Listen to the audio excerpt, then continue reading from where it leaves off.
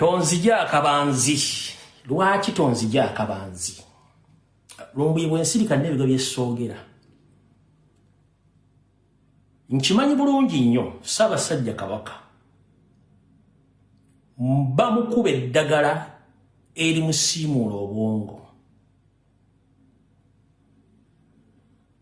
Era akabinja akali emmenga kukulemberwa Mayiga, Sarah Kagere, Agnes Nabaloga, Kiwalabye Male, John Katende.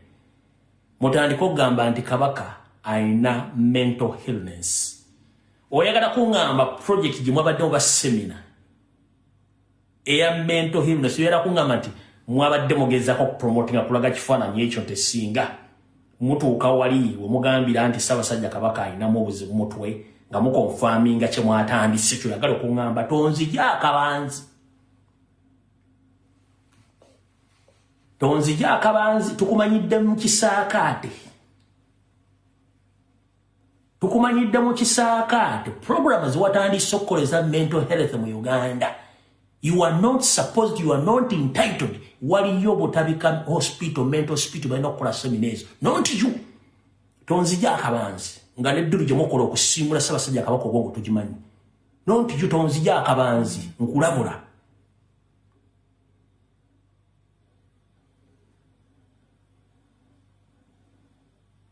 Tukumanyidde mu kisaakaate.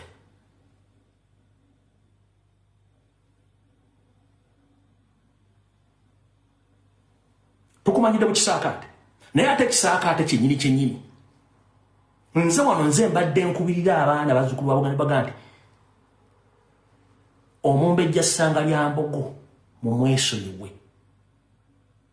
Naye nga bwe kibanga ekisaakaate weekiri nga tekisobola kugunjula ate Ssanga lya Mbogo muteeka walina kuba, tujja kwebuuza ekisaakaate kirinamu mugaso ki. Nkugambe tonzija akabanzi.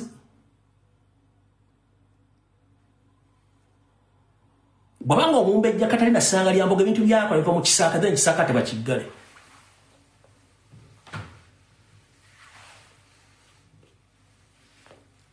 Tonzija akabanzi. Bw'oba tosobola kwesonyiwa program saa zino zoli mu kukola,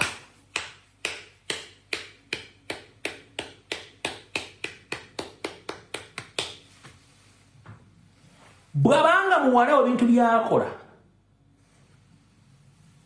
bye biri mu kisaakaate, then ekisaakaate bakiggale. Kuva dda nsaba abaana abantu bahandolaza bahandolinga omwana oyo. Oli Mumbejja ya Buganda, kifaananyi kya Buganda bwe kiba nga kikola ebintu bitagenda ku mateeka ga Mumbejja, kiba kitegeeza Obuganda ebuswala. Osanyuka nnyo ng'omwana gw'ozaala ali mu mbeera ng'oteekawo kisaakaate kisomesa abaana babala, kibasomesa ebyo. Maama tonzija akabanzi, nkugambye woddamu okula ku mukolo gwonna ng'okoze omukolo mbere ya Ssaabasajja Kabaka gy'alimu, tugenda kusiiwuka empisa. Nze njo bayisimbula.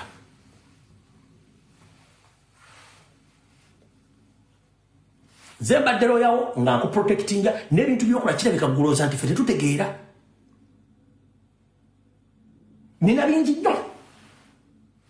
Wano. Bwe kibanga ekisaakaate kisomesa byebyo nga ye message eri ekisindika.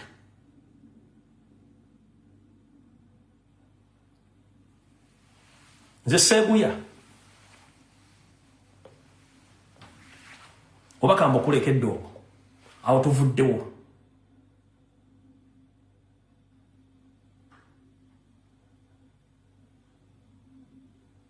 Tonzija akabanzi kyenkugambye. Kano bakakusale bakakuteerewo, bakakuteere ku ssimu yo, oba okasanga ku TV yonnenene, banaga nti muzzukulu wa Maziga yasiiwuuse empisa, ekyo nkigambye weesonyiwa emikolo. Ku kyalo mu Buganda nti kasita omuntu yenna afa tebakulima mpaka ng'omuntu aziikiddwa. Mu Buganda singa empologoma eba ekyadde waakasujju teba mukolo gwonna gukolebwa mu Buganda, wabula mulimu mukolo after mukolo muziriikiriza ki? Akatali kabba magumba oli osula mu mulyango. Kiki muziriikiriza? Tontinkula akabanzi. Awo tuvuddewo. Bazzukulu ba Buganda batabuse. Ensonga za Ssaabasajja Kabaka tewali gwe batagenda kuyisaamu ggaali. Message eno ebadde ekwata ku maama wa Buganda omukyala Nnaabagereka Sylvia Nagginda nga beebuuza nti ku mbeera egenda mu maaso ku bulamu bwa Ssaabasajja Kabaka lwaki yandibadde ng'avangayo ku mikolo egy'enjawulo n'abeera nga yemugenyi omukulu ajja okugiggulawo. Yandigiguddewo naye n'ategeeza Abaganda ku mbeera y'Omutanda. Naye ekyennyamiza nti bw'avaayo agamba abantu nti Ssaabasajja Kabaka talina buzibu bwonna era ali bulungi. Ekyebuuzibwa nti alina ky'amanyi naye akizibikira oba byayogera bamwogeza byogeze ng'ali ku mudumo gwa mmundu. Embeera eno ereeseewo obunkenke mu Baganda. Katikkiro Charles Peter Mayiga yandibadde avaayo okutegeeza Abaganda embeera entuufu Kabaka gy'alimu, agezaako okugikwekerera. Ne balowooza nti obaolyawo maama wa Buganda anaabuulira Abaganda, naye ate ekyennyamiza nti naye yennyini avuddeyo ng'alaga nti tewali buzibu bwonna buli mu Buganda, buli kimu kitambula bulungi, era Ssaabasajja Kabaka wa Buganda ali bulungi, talina ttabbu yonna. Naye nga teweerabira nti gye buvuddeko ebifaananyi ebyafulumye byesiikudde emitima gy'Abaganda bonna nga bagamba nti lwaki Ssaabasajja atuuka ku mbeera okufaanana bw'atyo, ne wabulawo omuntu n'omu ategeeza Obuganda nti embeera y'Omuteregga etabuse. Maama Nnaabagereka gwe badde basuubira okuvaayo okubategeeza, olunaku olw'eggulo yavuddeyo n'avumirira nnyo aboogera ku mikutu gya social media nti basasanya amawulire ag'obulimba, baagala okuleetera abantu okweraliikirira, kyokka ate ng'Omutanda ali mu mbeera nnungi. Ekyebuuzibwa nti maama Nnaabagereka amanyi ali ku lukwe olwagala okusaanyawo Ssaabasajja Kabaka wa Buganda, kubanga yandibadde avaayo n'ategeeza abantu, naye atagezezzaako bagamba nti oli ali bulungi, talina buzibu bwonna. Ebifaananyi ebyafulumiziddwa babadde balimba si bya Ssaabasajja Kabaka. Tulowooze nti ababifulumizza be babadde abakyamu. Olwaleero bakugamba nti embeera ya Kabaka yeeyongedde okubeera embi era yeetaaga okutwalibwa mu ddwaliro eddeneko balabe nga waakiri ajjanjabibwa. Kyokka ye maama wa Buganda atugamba nti abasaasaanyaga amawulire muli balimba, Omutanda ali bulungi ddala.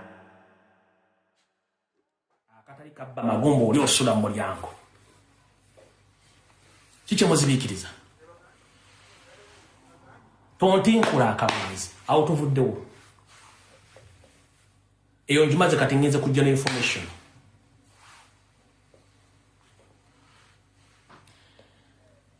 General information tutandikiddewa. Katutandikire wano. Eno message njagala mugiweereze omwami gwe bayita Kasuku. Kasuku saagala nnyo kuwa budde naye njala kutegeeza. Bw'obanga okola emirimu gyo gy'okola, gikolenga okola okunoonyereza okutuufu. Ate ensonga ezimu oba tozitegeera zeesonyiwe. Mbadde mbagobera wiiki ewedde nga mwogera ebigambo bitakwatagana ku mboozi z'okusaba Ssaabasajja Kabaka nga mwefuula nga abatalina kye mumanyi naye nga temukimanyi. Nze nkimanyi Mayiga atambuza omugaati guyinza okuba gwakutuuseeko, which is okay. Naye omugaati gw'olya nga naawe okimanyi omugaati gw'olya gulimu ebirumira gwesonyiwe. Ogambye nti Abaganda bonna abeewulira essajja nga baagala kubanja Kabaka bagende Mmengo mu kifo ky'okwogerera ku social media. Mpozi bwe batta mukwano gwo Ismail Chuli, mukwano gwo wamubanjiza ennaku mmeka? Oba kati ripooti ya Ismail Chuli wagifulumya? Wasobola okudibandinga ripooti ya Ismail Chuli nga wamala 4 consecutive days nga basse Ismail Chuli nga tokoze post wadde okwogera ekigambo kyonna ku nfa ya Ismail Chuli? Wamala almost between 4 to 7 days nga tokomentinze kintu kyonna. In fact, abaana ba social media bakusimbirwaga nti kyaliwo tosobola mwogera kuwadde n'ekigambo n'ekimu. Kati bwe tuba tubanja ensonga za Kabaka, gwe nga walemwa n'okubanja enfa ya Ismail Chuli nga kati ripooti tefulumanga. Sirika. Ffe tugambe tetugenda kulwana nga mulowooza. Kati bakuwadde kodi mubajje Mmengo olw'okuba nti waliwo ekibi ekibagenda oteeka ku Friday. Mubajje Mmengo batulage nti baagala nnyo Kabaka mukulu. Ensonga si ba tebazikola. Gwe nkugambye bw'olowooza okukola ebintu si bwe bintu bikola. Musimanya babanja Kabaka temubanjiza ku social media. Goba okola programu zo ez'okulumba buli muntu n'ogerega n'ovuma ozikolera ku ki? Kuba ku TV bakujja ku radio era okozesa social media platforms. You record no posting ku Facebook, no posting ku YouTube, no posting ku TikTok. Si social media platforms? Please, genda mpola. Bw'oba tosobola kubanja Kabaka, sirika, fa basobola tubanje. totuwa kyakola ogenze noyogere bigo bingi nnyo nomaliriza nga weekubye eggolo kino kyoyogedde mwenna abali kuno njagala wano nga sinayogera kigambo kyonna mumbuulire His Excellency the elected president of Uganda Robert Kyagulanyi Ssentamu amaze ebbanga ki nga tagenda ku CBS FM mugiwandikaawo time ndyoke information gye mwagala mumpandikira awo manyi naye kuno kwali wandikaawo ebbanga Kyagulanyi amaze nga tagenda ku CBS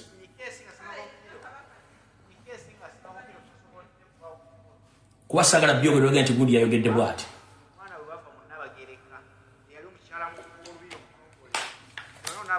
ate video etandise Hajara agambye 2 years Wamala Justin agambye 3 years Kagua Vincent 3 years Olisha Walumbyeru kagambye 2 years 1 year Nalwadda 2 years katika tutwale kirijjeno nti amaze emyaka 2 nga tagenda ku CBS FM radio y'obujjajja mulya bulungi nnyo akakwatisa agambye nti amaze 3 years na tukunda agambye amaze 2 years let us get what a general figure amaze 2 years nga tagenda ku CBS ulira goba wadde sente bwayogera n'agamba nti nno babuuze Katikkiro yagaana Bobi Wine okujja ku CBS. By the way, oyo nze if I was the Katikkiro, Medi Nsereko would be unemployed now. Wandibadde omugobye. Would be unemployed. This one I'm telling you. The fool wouldn't have a job. Ndyogera mazima. The fool wouldn't have a job. Can Medi Nsereko bring proof that the Katikkiro said you don't host Bobi Wine? Now, that next weekend Bobi Wine was hosted. The next weekend? Yes. Bamuchaza ku CBS. We want Medi's.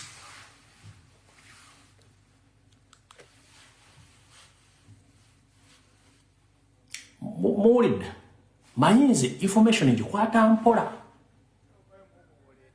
agambye kojja omugezi n'abasajja n'abakazi ba Nuupu bwe bateeka bakwata mavumbavumba Nsereko ebungereza mu shene ebadde ya president return of the gladiator mbu Medi Nsereko bandibadde bamugoba ku radio naye ate mbu olwamala okukaza Medi Nsereko mbu Kyagulanyi bamukyaza ku CBS kankabaddiremu ndyoke mbalage uli omusajja ono n'agamba nti nno babuuze Katikkiro yagaana Bobi Wine okujja ku CBS. By the way, oyo nze if I was the Katikkiro, Medi Nsereko would be unemployed now. Wandibadde omugobye. Would be unemployed. This one I'm telling you. The fool wouldn't have a job. Ndyogera mazima. The fool wouldn't have a job. Can Medi Nsereko bring proof that the Katikkiro said you don't host Bobi Wine? Now, that next weekend Bobi Wine was hosted.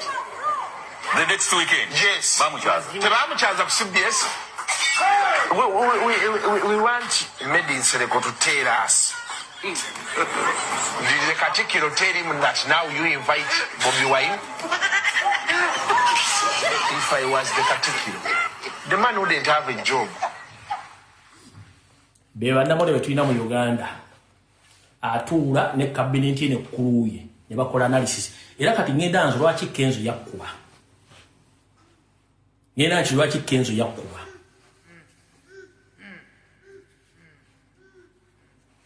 ene video tena woza na mwezi hiyo There's sign for the room. You don't know nawe tukwagala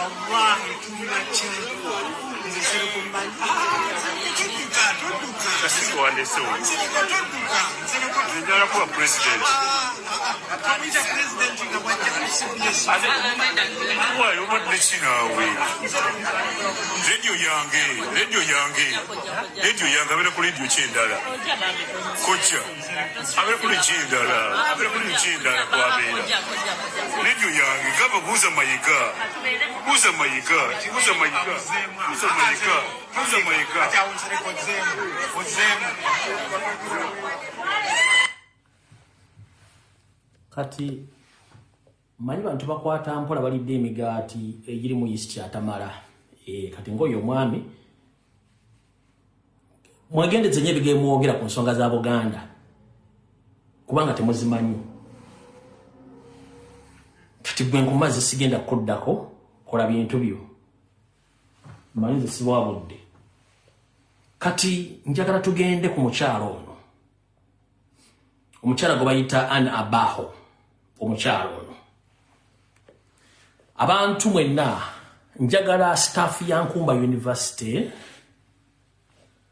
Bannayuganda mwenna abali mu diaspora, abali eka, abali mu magye, abali mu kiwano, njagala mu mutagingire mukuru Abel Kandiho, njagala mu mutagingire President Robert Kyagulanyi Ssentamu, mu mutagingire Yoseri ne James Birungi.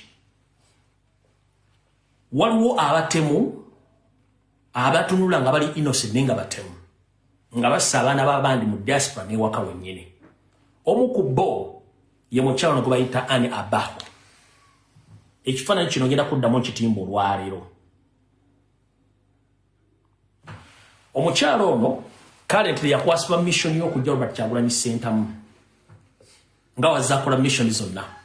Omukyalo ono Anne Abaho yasomera Kasenyi Modern Primary School in Bushenyi, Buddo Secondary, Mpigi St. Peter Secondary School, ne Nsambya A-level yasomera. Omukyalo ono currently akola mu bitongole by'okwerinda era nga asavinga mu SFC, mu CMI, mu ISO ne mu Crime Intelligence Unity saako ne ESO. Y'omu kuba conductinga obubinja bw'abakazi abagaba obutwa mu diaspora yonna era nga y'omu ku group y'aba-assassins abali mu Kampala. Omukyalo ono during her free time akama fraging nga lecturer ku Nkumba University. Omukyalo ono during her free time akama fraging nga lecturer ku Nkumba University.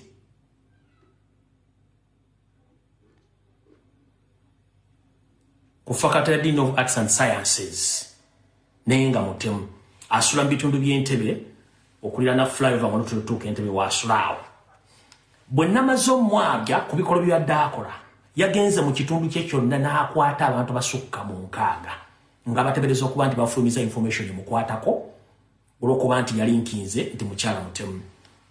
Kati mukyala Anne Abaho njala kutegeeza ne bw'onodduka watu amaze ku profilinga buli kimu. Oyina abaana 4, olina Naalongo, abaana bonna balenzi. Olinako n'omu gwe bayita Joshua. Bawo naye namufunye. Bawo no commissioner wa prison. Onasiye Bawo. The commissioner wa prison ye Bawo. Olina abaana 4, omu ye Joshua, olina n'abalongo. Mukyala gwe sofa abantu nga nkaga bekwata mbitundu by'Entebbe ng'otebeza nti balikinze information yo. Nga ne ku university buli mwaka tunya kyamulingaessalambu eri ensinke oluvannyuma lw'okutegeera ebikwatako nti oli assassin mulungi nnyo. Wetwogerera essaawa zino ng'okola oli mukyala mufumbo okola commissioner wa prison naye oli side dish ya mukulu lwakyo ya Abel Kandiho era nga yakuli commanding n'okuwa amanyi essaawa zino g'okozesa okuba nti osobola okukwata omuntu n'omuteeka mu kkomera ku CMI n'omuteekayo n'omusiba ebbanga lyonna ly'oyagala ng'okolagana ne SFC Barracks Kasenyi, okolagana ne mukulu Damulira Christopher ne Godfrey Gorowa okwata abantu bonna bemwagala okubbako amataka, bemwagala okujjako ssente, bemwagala okukola buli kimu kyemwagala. Abantu bano bakwata obayisa mu kooti eya UDC eri ku Semwa headquarters Embuya. Mukulu James Birungi ne mukulu Christopher Damulira ne mukulu Abel Kandiho njagala mumpulirize. Waliwo abantu abakwatibwa ekituufu nga ne government n'ebitongole bya government bisinga okutemanga ne Museveni tamanyi nga abantu ba individu balina amakomera. Omuchawo alina amakomera nga bakolagana mu ne Godfrey Gorowa, Damulira Christopher n'Abel Kandiho ne basibira abaana b'abantu mu makomera n'abantu abalina amataka ne babatta omukyalo olwo. Avuga akamotoka kanuwa ka kikuubo atambula mu mundu essuka wansi w'essatu ku nnya. Era ng'akozesa obubinja bwa Flying Squad ne anti-terrorism unit okutambula ng'agenda akola mission z'okuwamba n'okutta abantu omukyalo ono. Ekisinga okwennyamiza nti omukyalo ono abantu bangi tebamumanyi. Naye ng'already ku record yakaviirako abaana abawera 25 ab'enkyukakyuka n'abantu bennyini abaabulijjo be babbako ebintu byabwe okufa. Ono omukyala gwe bayita Anne Abaho yeeyita Doctor of Security kubanga ebintu byeyasomye by'ekifere ng'akola emirimu gye. Kati ebintu bagenda okukola essaawa zino ku muntu gwe bakolaganye naye okwagala okutta President of Robert Kyagulanyi Ssentamu kwe kuli omusajja gwe bayita Herbert Nsubuga. Ono ng'avuga kalaavu 4 ng'ono aina ekifo ekinene mu Bwakabaka bwa Kyabazinga era naye ng'ali mu security details. Bano batadde office e Makindye maka si Kyabazinga amaka ga ono musajja kabaka we coach Kamuswaga. Bapangisiza amaka ga Kamuswaga gye bagenda okukolera emirimu gy'okutrackinga ne Kamwokya bataddewo dda office egezaako ku tracking Robert Kyagulanyi Ssentamu nga bakozesa omwami ono. Nga bakozesa omwami oyo omukka group ako akagenda kubakakola omulimu ogwo. Nga bwe bagambye nti balina mission wakati w'abasirikale abasirikale ba Mayiga, abasirikale ba Kamuswaga. Kati ono yalidinga abasirikale ba Kamuswaga. Yoyo omwami yoyo Herbert Nsubuga.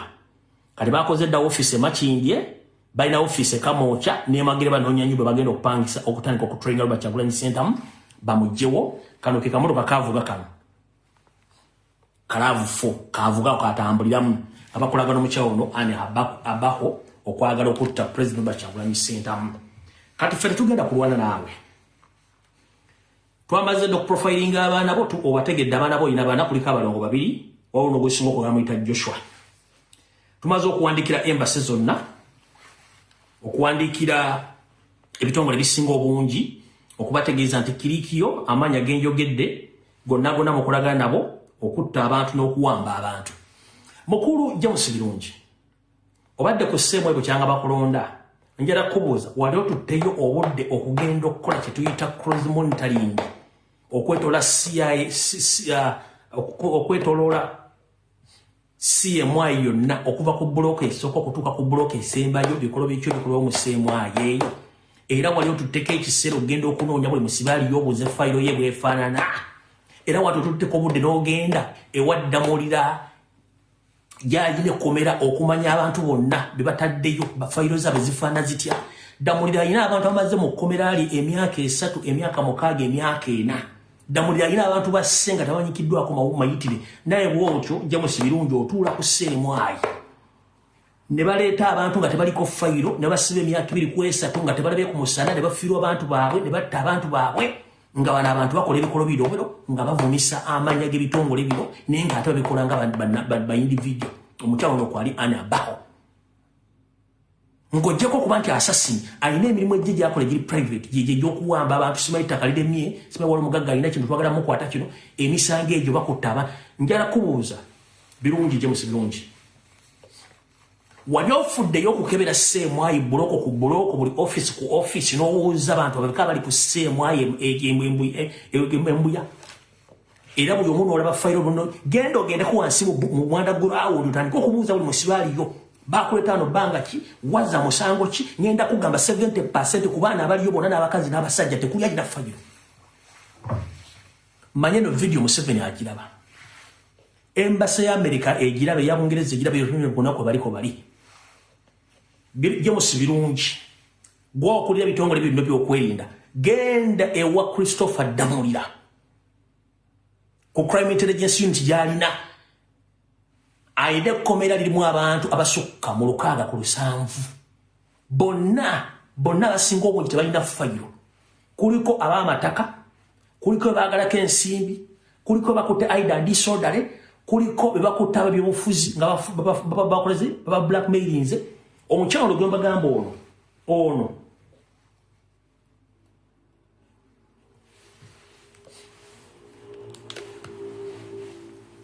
yomuko kabinja akajja mayumba g'abantu ne bajjamu obumoli ne basula amasasi ne magazini mu compound ne bajja immediate ba invading yabakoze ekya ewanyeko Derek yono mukyala oyo ani abaho kati ya trolling president omutta abakolagana oli omwami gwembala zensubuga abakolagana Christopher Damulira Godfrey Gorowa ne CIM boss yabakola emirimu ekyo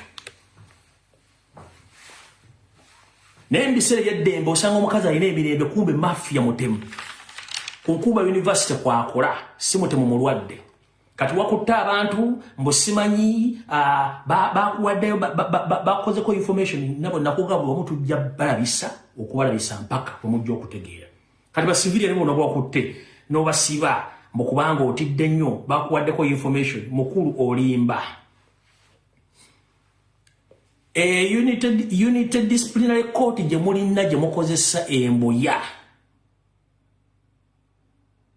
UDC United Disciplinary Court etekeddwa kubeera mbamaje so siba civilian musajja tumukutte mujjeke takalye muntu te mu UDC ene court ya maje disciplining abamaje abakoze bikolobero ne mukola bu file bwekino muteka kuba nimbateke emboya ne bavundireyo ne batalya mmere abamu ne mbasiyaga abana ne mbateeka kamula limbitundu ebyekyama ne mbasiba amabere aberwanyeko ne mbakuba amasasi ne mbatta mukazi gwoli mutemo nnyo ekirungi famire twagitegedde oyina abaana bana abalongo babiri n'omulenzi omugosinga okwagala bamuyita Joshua oyo twamutegerera tumanyi gye basomera na buli kimu tukimanye ne mu kyalo kyammwe ekabale tumanyiyo buli kimu kimukola tukimanyi buli kimu tumaze kitegeeza eggwanga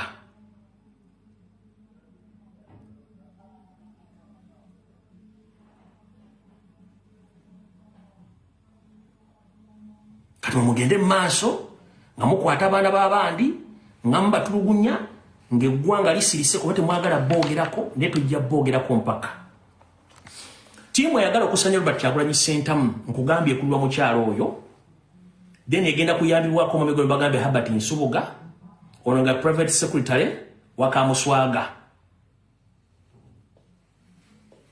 n'omwami wamuyita Kazunguruguta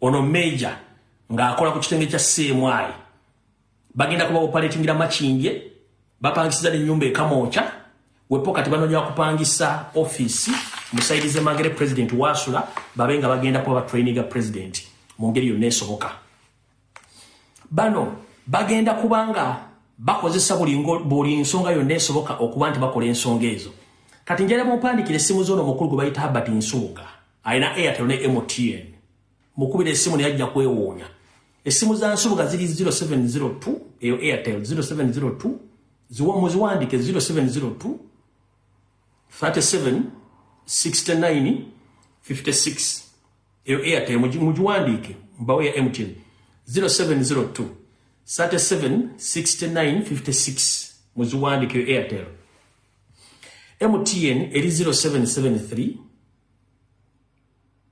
MTN 0773 34 02 20 eyo MTN mwandike MTN 0773 34 02 20 eyo MTN mujimaze kumanja ala kuita mbwangu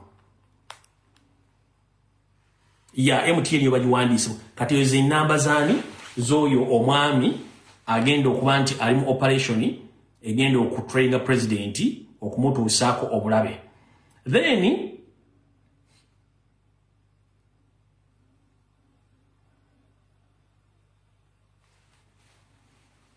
linda kukatona enamba zono mukyala eza Anne Abaho linda kuwano namba za Anne Abaho a minute please kubana linda zibo waluli ne maite mukyazijjukira n'ekifaananyi kye mukitambuze okwetoola ensi yonna mpaka lwanategeera nti ensi emutegedde. Nkumba University mulina omutemu gwe mulowooza nti lekikyala asomesa naye ng'ate mutemu wa bbaluwa. Kamala obbawo ennamba ya Anne Abaho nali nagiba wadda. Ennamba za Anne Abaho oyo mukyalo omutemu eri 0774 58 3589 eyo ya MTN 0774 58 3589 eyo MTN endala 0700 93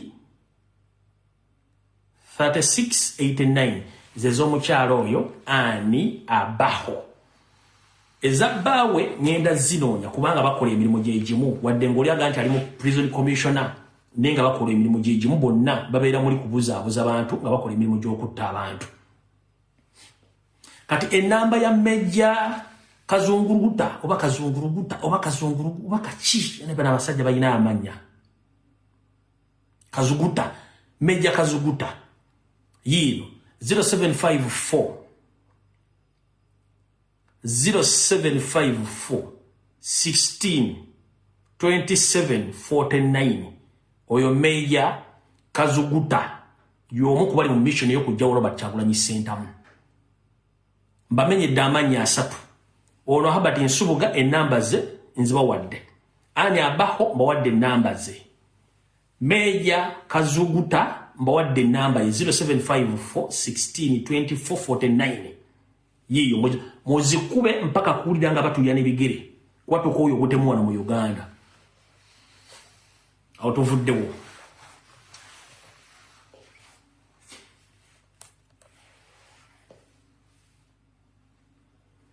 Mbabulidde emirimu gy'omukyala gy'akola mu budde obw'eddembe yeefula nti musomesa ku Nkumba University nimbabulira ne faculty mwali buli kimu kyakola mubitegedde bulungi nnyo.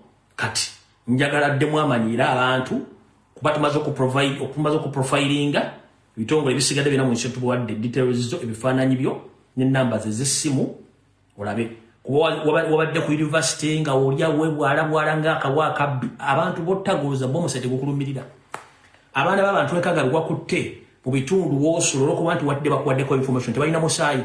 Abantu bewakatago mukazi gwe nga wefuula innocent tebalina musaayi omuli ba government officials omuli ba naddiini omuli ba innocent Ugandans abadde eka ali bamale badde mu America ne bamu mu Bungereza ne bafa nga muloza tetumanyi.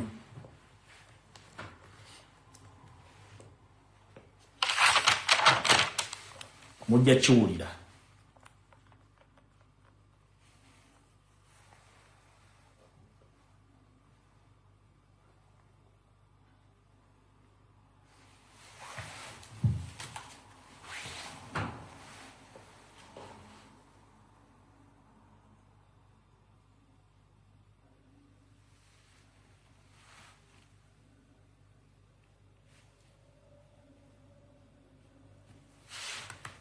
mukyalo oyo yoona ekifaananyi njala kibaddiza ngenda kubaddiza ebifaananyi byabwe.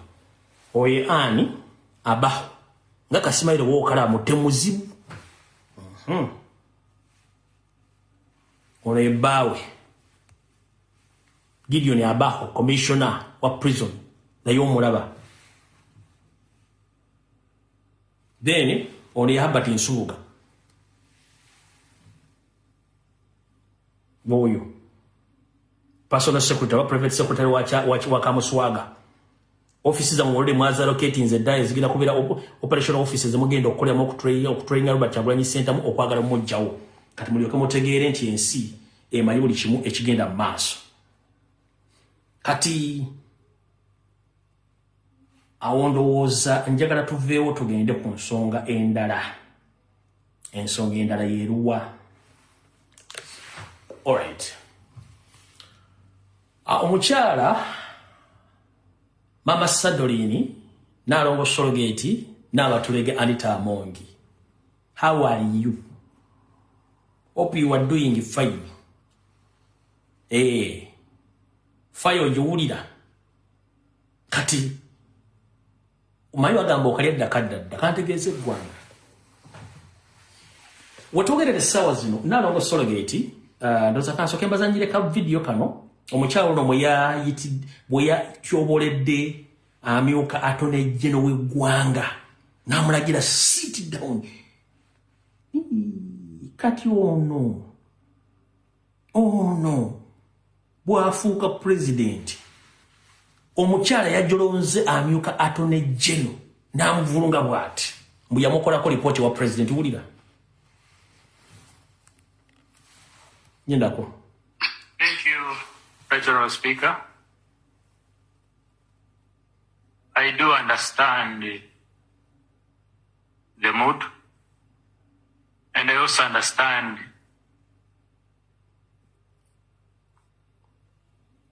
the mood with which we passed this law. So when someone expresses disappointment that I wrote to the President, I think I understand their disappointment. My role is to advise the President. That you wrote to the President and you wrote to the Speaker. My role is to advise the President. That's agree that you wrote to the President and you wrote to the Speaker. May I speak? Please sit. Sit. Thank you. Sit. Honorable Kafus, there is one speaker in this house. And you'll never come and disrespect the speaker. You cannot report this house and say, we made a mistake, we forced you. And from today onwards, you will not come to this house and defend any bill. You will not do it under my leadership. Next item. Kati Mama Anita Amongi Nabatulege Mchala Sadolini Nalongo Sorogeti. Yengeri jiwaisiza mwamaso amyuka Attorney General. Ntirata tekedwa kudda mu parliament omulundi gonanga gochali speaker. Erambo go singa amani. Kati bwabanga Attorney General tasobola kujja mu parliament kukola submission ku bills muisa oloza goli above the law opoloza parliament li above the law. Mu Uganda temuli muntu yenna kitongole kiri above the law. Madam Anita Amongi. Nobody in the country called Uganda is above the law, including you and including the parliament. Nobody is above the law. If the Deputy Attorney General asks a question, you have to give the answer. Kubanga you're a public servant. Ichikozesa amateeka kuddibwamu gonogamba sit mama. Mani ngo ina manji mu nnaku entono z'osigaziza Anita Amongi. Amanyi ngo ina manji mu nnaku entono z'osigaziza. No person in the country is above the law. Kabeereyo seeri aina protection nga atudde mu refugee camp y'Entebbe n'eyawa n'eye Nakasero. The moment Junior abatali above the law. Kati gwe already wabba amabaati. Oyina ebyogaga batasobola kunnyonnyola.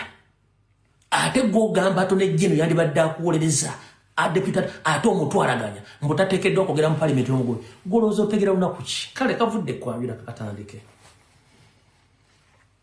Bagamba mbolera gweyita naye nkubuulira empisa ze. Scandal after scandal. Gwatiisa n'okubira kakwenze essimu. Don't talk about me. I'm with the speaker. Why do you put blackmail on me? Ye yakugamba okwata esserezo mu omusolozi bbe. N'ogamba Jim Spire. Why are you talking about me? Who the hell are you? Batayogera ko bajja kwogera kubanga you a thief. You a mother of corruption in Uganda. Kanjala kutegeeza nnyabo. Kyangu nnyo omuntu okujja mu kyalo n'okujja mu ekyalo si kyangu. ba corrupt officials mu UPDF mu government ba politician, but some of them are very clever. How? Omubbi ngata yasama. Omubbi ngatalaga bya bugagga bye. Bali mu Uganda bangi. Ngababbi. Ngatosobola kumanya kya bugagga gye babangi.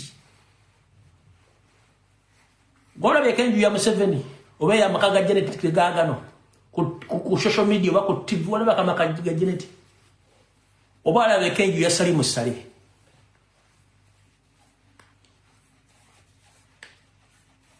Nkubuza negwe